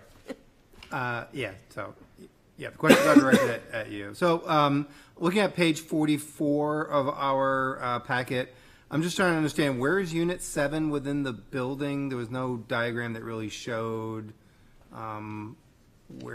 which portion of the building it's on. It's in the corner of the L of the building. Okay, so it's all the way to one side of it? Please don't touch the screen, and if you're going to talk, take the mic. We should have that on a We're very card. high-tech, yes. Thank you. So, not touching the screen. No, don't touch. Right here in the corner. Okay, thank you. And then on page 42 of our packet, you have a picture showing sort of the backside of the unit with the truck access. Is this door going to be your primary access for your business, or is it going to be using a different access point? Yeah, we're not going to use any access in the rear. We're just going to use the front entrance. Okay, so, I mean, the very limited parking needs you're asking for would be met in the sort of the more frontish aspect of a, okay. And, I mean, there is, just a note, I mean, there is access to the rear. If anything, if parking ever became an issue, and I understand there's, I think, Yep. potential parking growth in the back, it could be used for staff and employees. okay, thank you. Yes, sir. All set. Yes, Ms. Margerson? Just a question, is, are you taking the space that Records Force was in? No? Okay. I was just wondering why they were vacating. I Any used other them. questions? I think that's it, thank you. Thank you very much. Is there anyone in the public who would like to speak in favor of this petition?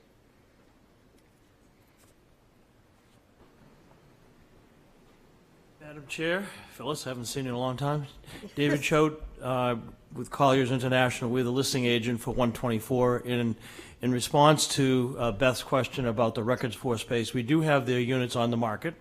We do not have any tenants yet, so they're going to be moving to Dover, if you weren't aware of that. I just wanted to address the use as not an outlier in the industrial zone. Being a commercial real estate firm, we are located at 500 Market Street, by the way. We are doing a lot of, obviously, traditional industrial deals, but in Portsmouth, there have been a number of recreational uses that have appeared before this board successfully, and I just thought it would be helpful to reiterate them, because I don't think many of you are on the board for some of these. The most recent one, I think, was like 199 Constitution, the salt pump climbing gym, which takes half of that building. 210 West Road, which I think might have been the first one, is a kettleball. They've been there for years. And then at 270 West Road, we used to have, believe it or not, a school for goalies. It was synthetic ice and nets. It was kind of a cool setup, but then COVID hit, and that was the end of them. Heritage Avenue itself, almost across the street from this property, there's Church Alive. They've been there for a number of years. And it was alluded by Ira about the sound test. We actually, the edge of the building, the edge of the unit that he is actually a block wall to the first Record Force unit. So we had him go in there with his batting tee and hit a few baseballs, and we couldn't hear a thing. And the tenant on the other side is Seacoast Newspapers, or Gannett. They're there at 1 and 2 in the morning, which he'll never be there at 1 and 2 in the morning, getting newspapers or whatever, who knows how long they'll be there. But Anthony Santana, who's the Kane Company property manager, is here if there are any particular questions, but they've obviously blessed this use, and we think it would be great. It's minimal intensity. The other thing I'd point out is the parking lot is being redone and restriped, so that 180 is based on the site plan. Anthony tells me that they think they're going to have actually more spaces when they finish restriping it. So if there are any questions, I'd be happy to answer them, but I just want to give you some context for the use versus the industrial areas around there. Thank you. Questions? All right, Thank you. Is there anyone else in the public who would like to speak in favor of this petition? Is there anyone who would like to speak in opposition? 2, 4, or against? Okay. Public hearing is closed. Yes, Mr. Rossi. I'd like to make a motion to approve the special exception as presented and advertised. Is there a second? I'll second. Okay, Mr. Ray. So this is a use that is permitted in the ordinance by special exception, so it meets that criterion. There is no hazard to the public or adjacent property on account of potential fire, explosion, or release of toxic materials. The nature of the simulation experience does not include any of those hazards. No detriment to the property values in the vicinity of the area. This is a use that's consistent with other uses that are within that same building. Maybe I should pull that down. Anyway, so yeah, it's consistent with the character and essential characteristics of the uses in the building itself. Because of the nature of the business and the relatively low flow of customers on an hourly basis, there's no creation of traffic or safety hazards that I could envision with regard to the operations. No excessive demand on municipal services. They're not going to require any excessive use of water, sewage, or police or fire protection. And no significant increase in stormwater runoff onto adjacent properties. There's no changes to the external structure of the building or the parking area. Therefore, those types of considerations do not come into play. And that is it for my motion. I would only add informally, I wish that these things existed when I was trying to learn how to hit a baseball when I was in the Little League, but unfortunately they Never didn't. too late. It's too late. Actually, it is. Do you have something to add? I will second that it's too late. No, I fully agree with Mr. Rossi's motion. I guess the only thing I would add is, I know the applicant went through some lengthy discussion about noise impact. Obviously, what they're doing could be construed as noisy. Really, our criteria is noise impact on surrounding properties such that it would diminish property values, a pretty high bar. If they're bothering the tenant next to them, that's really an issue for the property manager, not necessarily one for this board. So I do think in that sense, I think they've amply demonstrated that they will not have a negative noise impact to surrounding properties such that it would diminish their property values. Okay. Any further discussion? Then we will vote. Mr. Neese? Yes. Mr. Mannel? Yes means yes, right? Yes means Yes. Yes. Ms. Margerson? Yes. Mr. Ram? Yes. Mr. Rossi? Yes. Mr. Mattson? Yes. And the chair votes yes. So you are all set. Okay. I had to use it.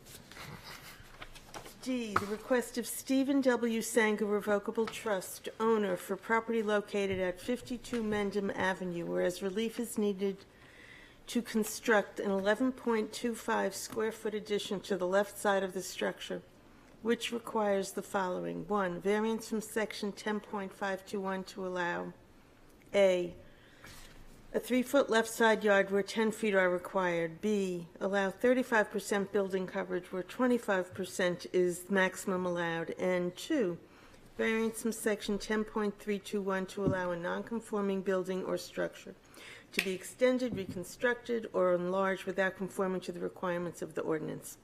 Said property is located on Assessor Map 149, Lot 58, and lies within the General Residence A District. Good evening. Good evening. My name is Stephen Sanger. I'm representing my trust, and my wife Karen is here. We've been in the house for almost 40 years. We're actually only the second family to have lived in this house, which was built in 1914. We love the house, very interested in preserving the character and nature and detail of the house. As you can see, we're not making any existing condition worse. We are wanting to establish single-floor living, the concept being aging in place. As we get a little older right now, our washing machine and dryer in the basement. Let's see.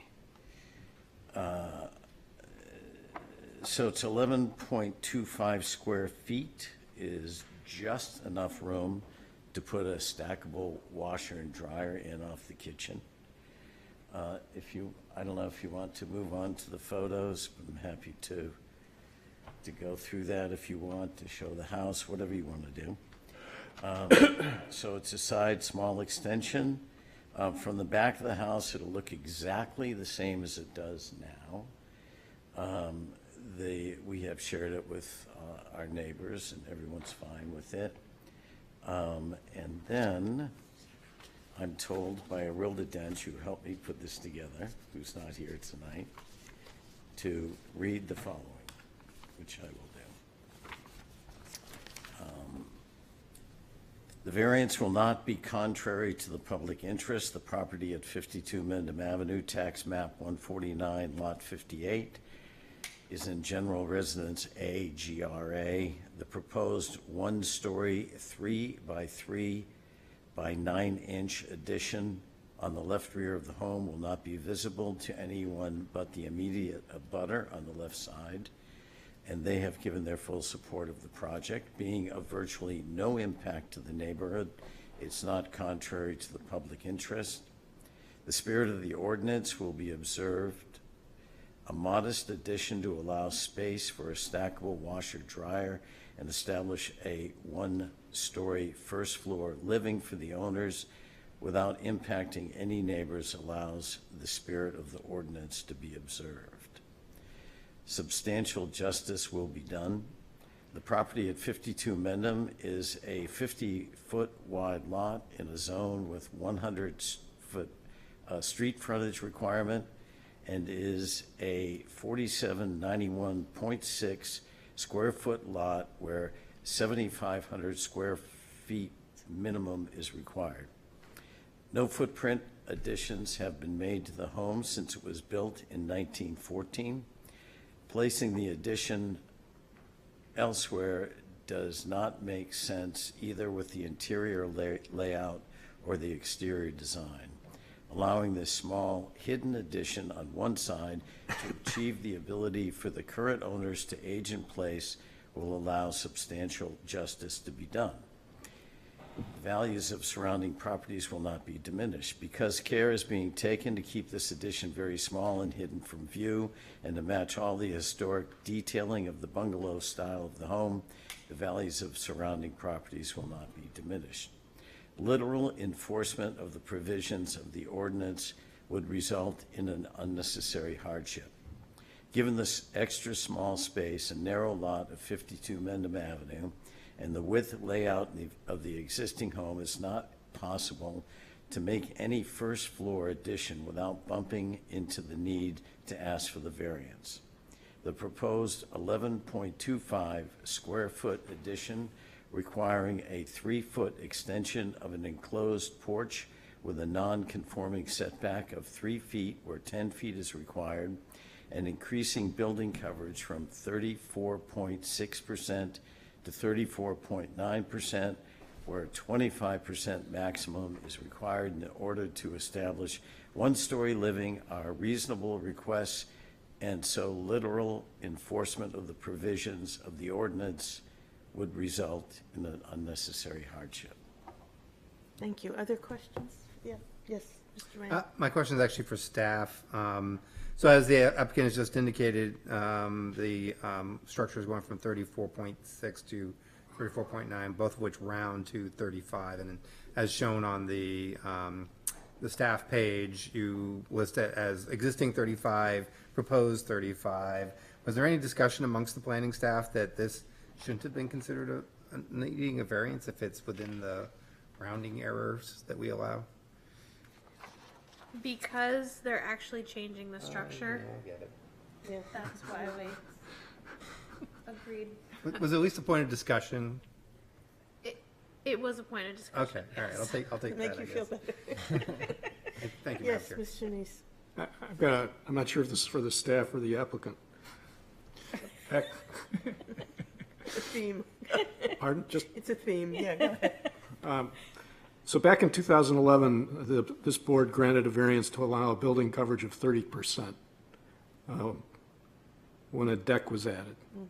And somehow between 2011 and now, the building coverage increased by 5%. Was there some change to the dimensions of the lot by a survey or something? How did? Well, that, I have no idea. I mean, we haven't done anything to the building. An error? Who knows? Okay. No clue. Anything, Steph? Inflation. When was the shed added? Oh, the shed. 25 Right. years ago? 20, 25 years ago. Maybe the shed. Any other questions? Yes. Just one quick one. Did you consider putting the laundry on the back of the home, or is that just not really practical given the locations, the way the home's structured? We couldn't do it on the back of the home, no. Thank you. There's a kitchen, there's a bedroom. Thanks. So, yep. Thank you. We'll open it to the public. Is there Okay. anyone who would like to speak in favor of this petition? Anyone in opposition? 2, 4, or against? Okay. The public hearing is closed. Yes, Mr. Neese. I'm prepared to make a motion unless there's discussion on this 0.3% increase. I think we're okay. I'd like to move to grant the variance for the application as presented and advertised. Is there a second? I'll we'll let Paul second. Oh, Mr. Mann will second it. Okay. Going through the criteria, granting this variance will not be contrary to the public interest. I almost hate to go through this because of this minor change that's being proposed, but clearly it will not affect the health, safety, or welfare of the neighborhood. There's really no effect on light and air, does not alter the essential characteristics of the neighborhood. It's consistent with the spirit of the ordinance. It's remaining a single-family home in this area. Granting the variance would do substantial justice. I can't possibly see any benefit to the public by denial of the variance that outweighs the harm to the applicant. The ability to age in place is important in this community, and this will help allow them to do that. No evidence has been presented that granting the variance will diminish the values of surrounding properties. I think it's ludicrous to think it would. Moving on to the last criteria, literal enforcement would result in unnecessary hardship. There are several special conditions of this property. The house extends nearly the entire width of the property. It's a non-conforming lot already. It's, I think, smaller than normal, but in addition, the setbacks are not really being met. Lot coverage is substantial, but this is a very tiny increase from the existing lot coverage. Based on these special conditions, there's no substantial relationship between the purposes of the ordinance and specific application in this instance to this property. Does the second have anything to add? Small requests, small discussion. No, I do not. Anybody? Okay. We'll take a vote. Mr. Neese? Yes. Mr. Mannel? Yes. Ms. Margerson? Yes. Mr. Rayum? Yes. Mr. Rossi? Yes. Mr. Mattson? Yes. And the chair votes yes. Thank you. You're welcome. And E, the request of Ampet Inc. owner for property located at 921 Islington Street, whereas relief is needed for the demolition of the existing structure and the construction of a new building to be used for a restaurant, which requires the following. 1. Variance from section 10.575 to allow a dumpster to be located within 20 feet of a residential or mixed-use residential zoned lot, or within 10 feet of any lot line. And 2, variance from section 10.1113.20 to allow off-street parking to be located between the principal building and the street. Said property is located on Assessor Map 172 Lot 10 and lies within the Character District 4-W. Is there anyone to speak to this? Yes, Madam Chair, members of the Zoning Board, John Chagnon from Haley Ward, speaking on the behalf of the applicant. With me tonight is Megan Boland from Chinburg Builders, Brandon Veazey, the restaurant operator, and Evan Mullen, project architect. So we're here tonight for a couple of variances for the project being the reconstruction of the existing structure on the parcel to accommodate a proposed restaurant and associated site improvements. The building footprint will remain unchanged, although there may be a slight addition coming up in the site review process to house some auxiliary equipment. The prior gas station use has been discontinued, the storage tanks have been removed, and we believe that this restaurant will complement the surrounding commercial and mixed-use environment. The site's proximity to pedestrian-friendly infrastructure and further enhances the reuse. Delivery and service vehicles will utilize the designated loading area on-site to avoid disruptions to traffic flow. And the existing Islington Street curb cut will be significantly reduced in size, and secondary access will be provided at a safe location along the driveway on the east of the property, allowing for a beautification of the streetscape with some additional sidewalk and landscaping on the Islington Street side. So we're requesting the following variances. Article 5, 10575 dumpster location to permit a dumpster within 5 feet of the lot line, the rear lot line. And Article 10, Section 10, 11320, location of parking facilities to allow parking in the front yard between the principal building and the street. The reconstruction of the structure will need to comply with all other applicable design, safety, and operational standards, including parking requirements as we go through the technical advisory process. Since the building location will not change, the only place to place the parking safely is in the front yard setback between the building and the street. We believe that the plan shows sufficient parking capacity to accommodate the expanded number of patrons and staff, and those conditions are shown on the attached site plan. We believe the project meets criteria necessary for granting the variances, and I'll go through those as you will, as you hear many times. Granting the requested variance will not be contrary to the spirit and intent of the ordinances, nor will it be contrary to the public interest. The location of the proposed dumpster is not contrary to the intent of the ordinance. There are abutting properties and dumpsters located in close proximity to the lot line. Being in the rear, we feel that's an appropriate place. The property is currently configured in a manner where cars park between the building and the front lot line. They have been doing that for a long time to fuel and also provide for employee parking when it was operated as a gas station. In order to accommodate the required parking and suitable drive aisles in the proposed condition for the change of use, the parking must encroach into the front yard setback. Substantial justice would be done by granting the variances. We would submit that the general public is well served by the safer parking layout and the ADA parking that is being provided. And if you could go to the site plan, it does sort of highlight the ADA parking, which is here, which allows for a grade to access the entrance to the restaurant, also the required ADA offloading van accessible space.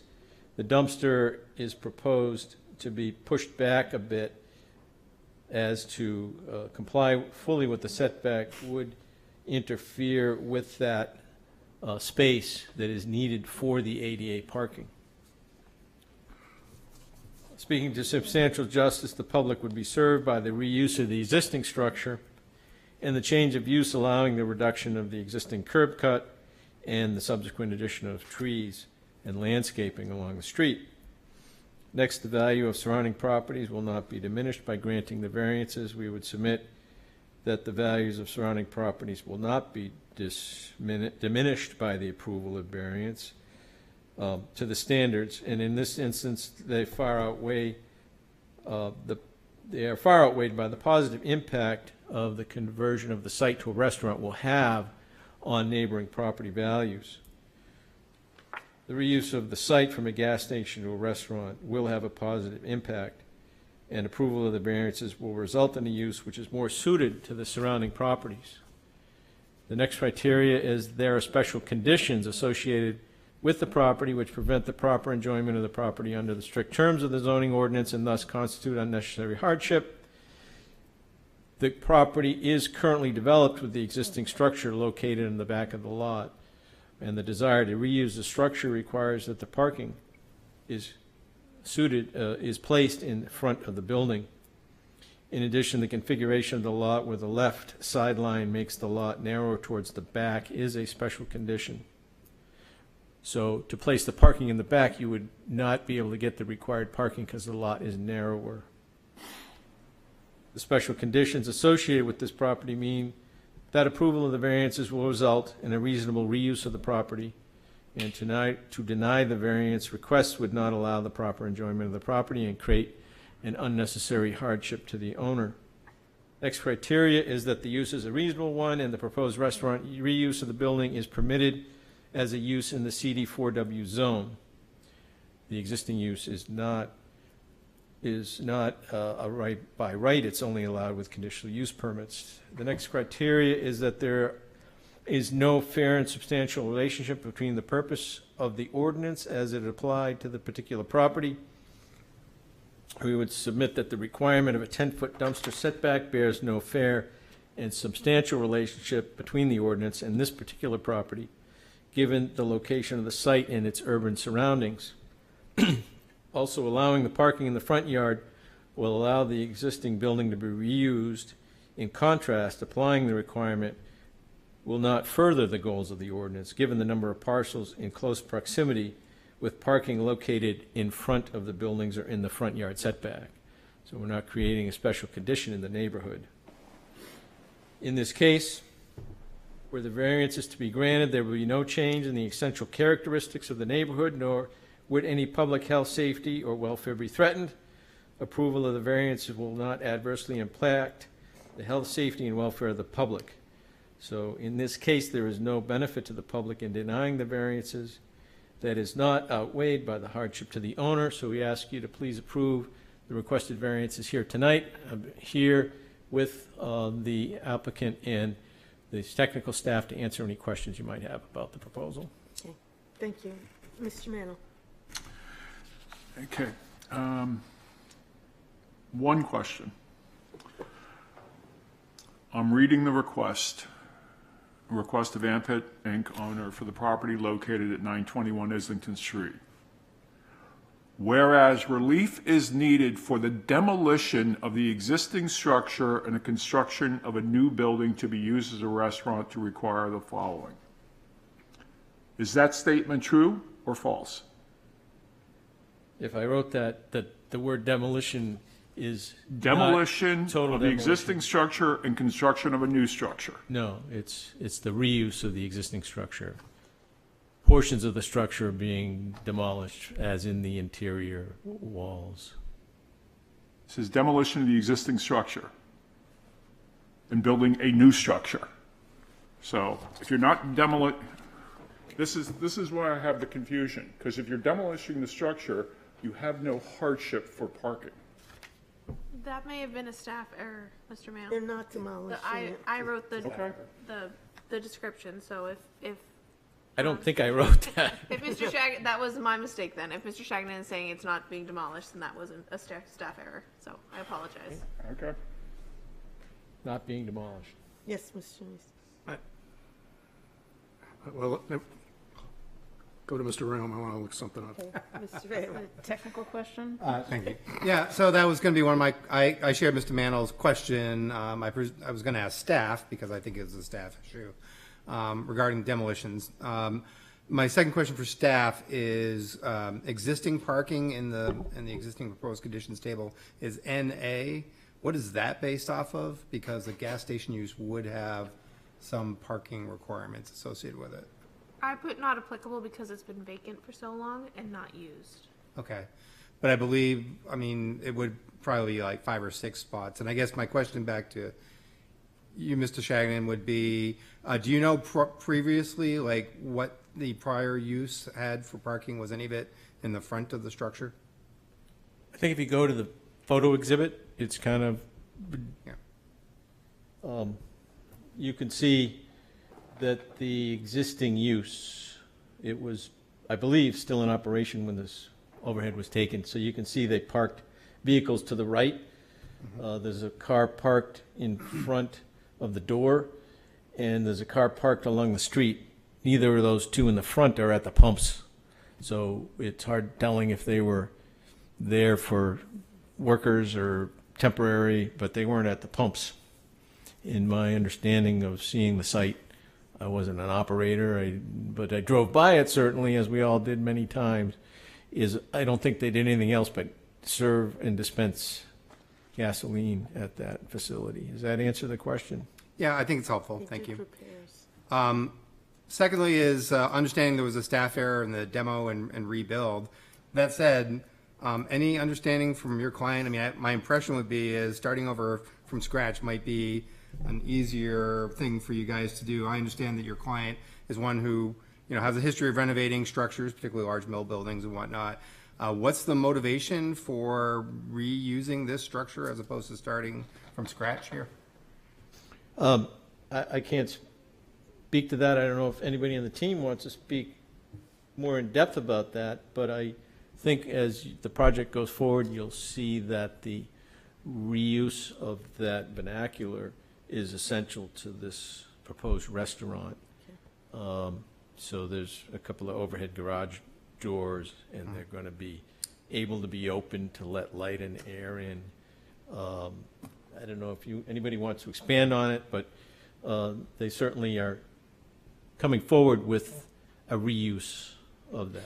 And I appreciated the historic photo that was included. That's kind of cool, certainly, but it's interesting how much the structure has changed over the years. And now for the better. And then, Did you want to speak to that? Yeah, why not? I'll let the architect speak to that since you brought it up. Good evening, Evan Mullen, Port One Architects. I can elaborate just a bit on that. I don't want to speak directly for Chinburg and their original motives for keeping the building intact, but I believe that it had probably something to do with economics and budget for the project. In speaking with the potential occupant of the building, the motives shifted towards capturing the history and the character of the building and trying to preserve some elements of that as we change the use and try to preserve some historic nature of the building. And in fact, the proposed design aims to restore some of those original characteristics. For example, removing the parapet, the sloped roof parapet, and the vinyl shake shingles, and aiming for materials and form that more closely resemble the original construction and use of the building, as you saw in that historic photo. Okay, Does thank that you. help? Yes, thank you. And then my last question, if I may, Madam Chair, is on page 76 of our packet is your variance plan.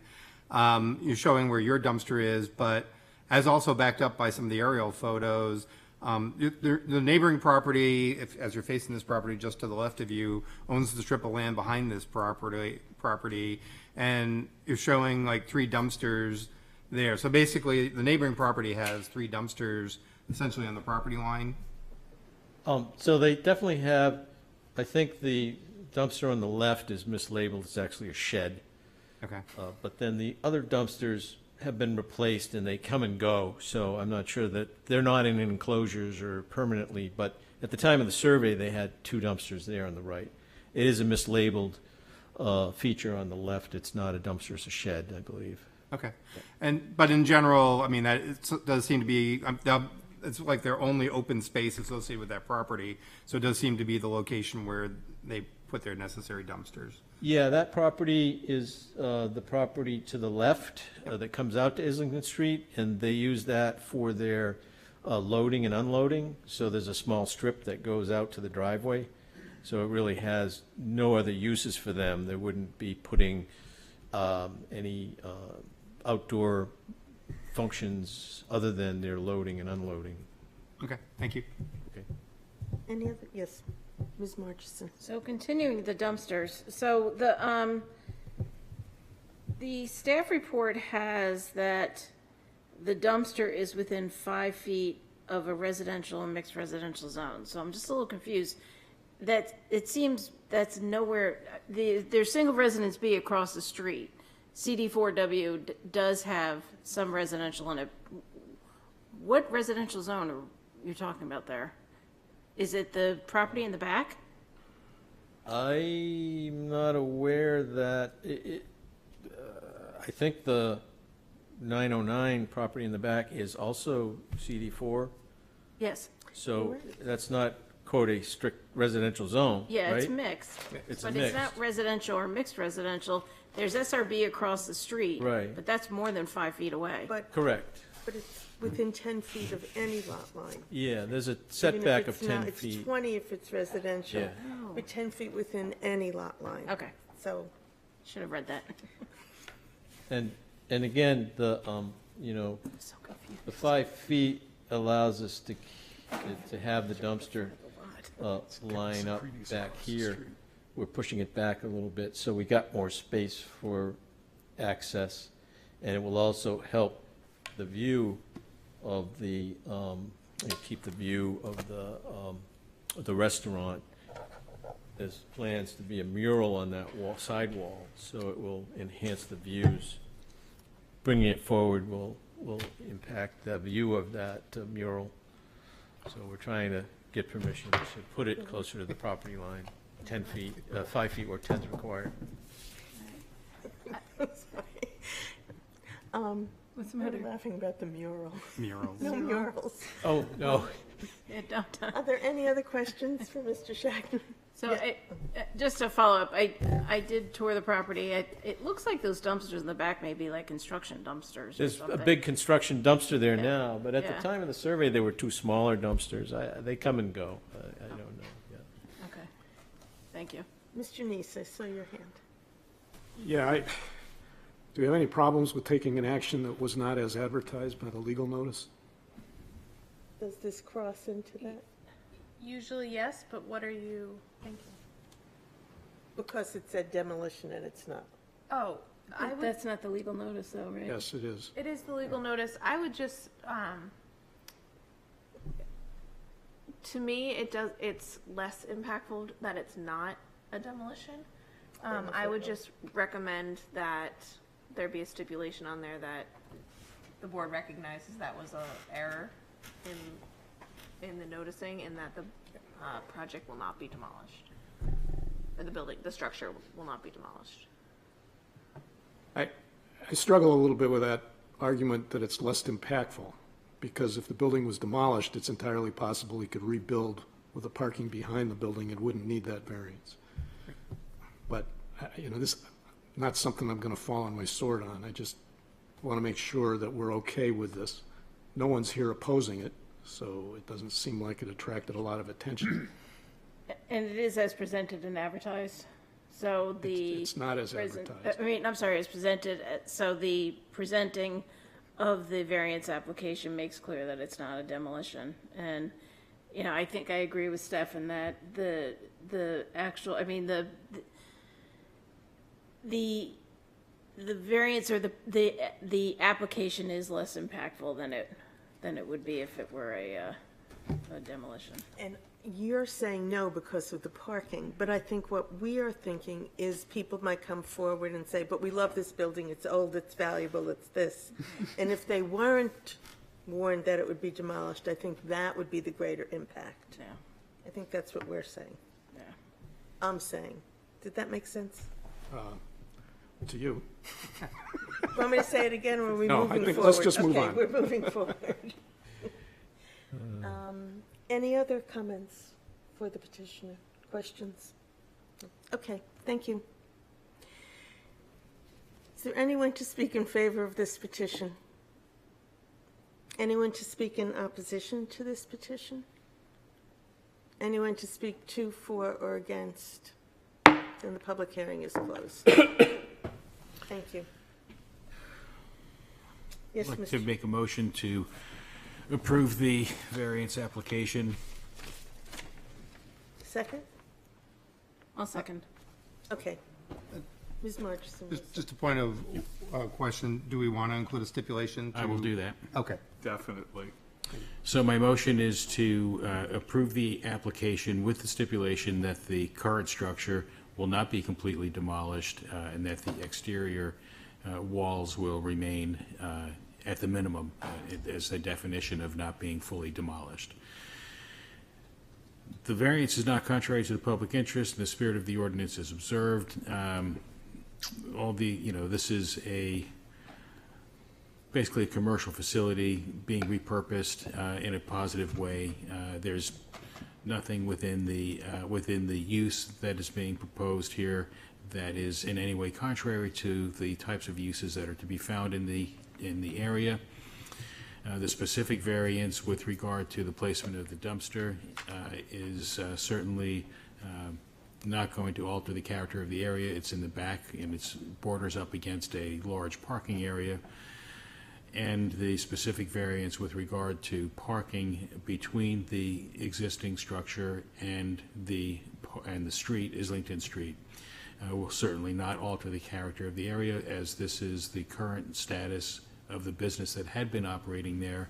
It's even noted in some of the photographs that there are cars parked between the building and the street. Over on the left-hand side of the lot, there were frequently cars that were awaiting or had completed repairs that were parked in that area.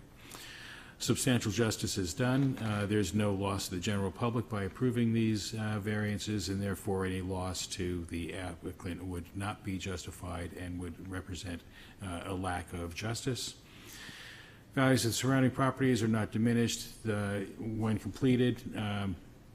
This will be, well, let's just say that the Ambit gas station was never the crown jewel of Islington Street in the West End. And I think that this use and the rehab of the building to make it a commercially appealing enterprise will be an improvement to the area rather than a detriment to the property values of the surrounding surrounding properties. Literal enforcement of the ordinance would result in unnecessary hardship. The special condition of the property is that there is an existing historic structure that the property owner would like to preserve. That creates a need for a variance in the parking accommodations to be placed between the building and the street. Due to the location of that and the size and shape of the lot, there is no reasonable alternative to accommodate parking for this restaurant, as small as it will be. It still will need parking. And with regard to the placement of the dumpster, again, the flow of traffic and the use of parking, there really is no other logical place to place the dumpster, and it is not in an area where it would be expected to cause any problems for the property that's just over the border, just over the property line. Therefore, this criterion is also satisfied, and that is the full extent of my motion. Did I forget something? There's another stipulation recommended by staff, the bolded right there. Be it further stipulated that the location and orientation of the dumpster may change as a result of site review, but it cannot be located closer to the lot line than what is presented. Thank you. Thank you. Do you have anything to add, Ms. Margerson? Just briefly, with respect to the dumpster variance, that's really very de minimis. The lot line in the back actually is open air. There's no structure there at this point.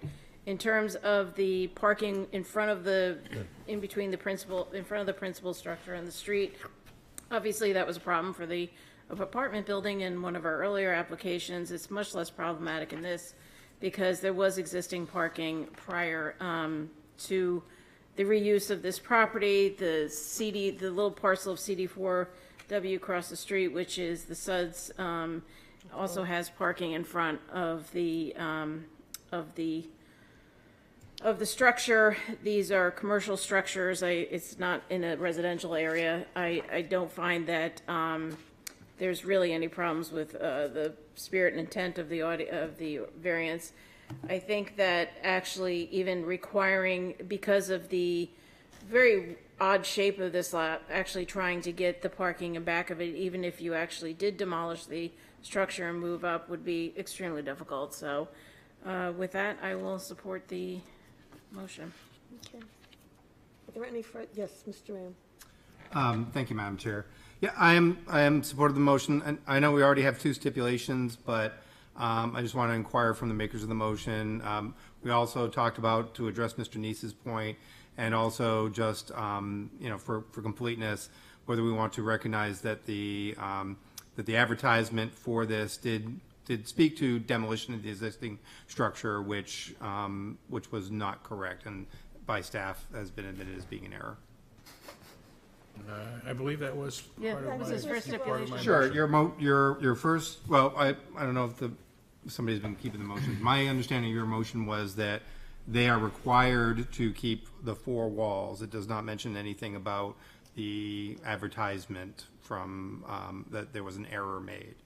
You're just stipulating what you feel is the minimum requirement they need to meet to meet the variance. Will you accept the stipulation and add that? What are we adding to it? I think Mr. M would like you to say that it was misadvertised, and therefore. The board recognizes, Right. right, the board recognizes that the advertisement misstated that there was to be a demolition of the existing structure when the applicant, that was not the applicant's intent. And therefore. Due to a staff error. Is that proper as a stipulation? I mean, Yes. Yes. Yeah. okay. We can stipulate it. Yeah, we've barely started. Willingly, As the second I accept it. willingly incorporated then. Okay. Okay. And then my only other discussion, thank Get her you, name. to the maker of the motion and second. And then my only other point was I'm not insensitive to the fact that the second variance, earlier this evening, we denied somebody the exact same variance. I do think there's some significant differences here where this is really a change of use, which has changed the parking requirement. The previous parking requirement was smaller, I'm guessing roughly 6 spaces, could be accommodated on the side of the property. Whereas in this case, it's between the new requirement of 14 spaces cannot be accommodated in that same location. So that's really part of the driver for it. I would also say that this board allowed similar relief for the reuse of the Getty Station further up on Islington Street. There is parking there between the building and one of the streets of that corner lot that was also allowed by this board. Any further comments? Okay. I guess vote is yes. Mr. Neese? No. Mr. Mannel? Yes. Ms. Margison? Yes. Mr. Ram? Yes. Mr. Rossi? Yes. Mr. Mattson? Yes. And the chair votes yes. You are approved. Thank you for your time tonight. Thank you. I'd like to make a motion to adjourn. Is there a second? Second.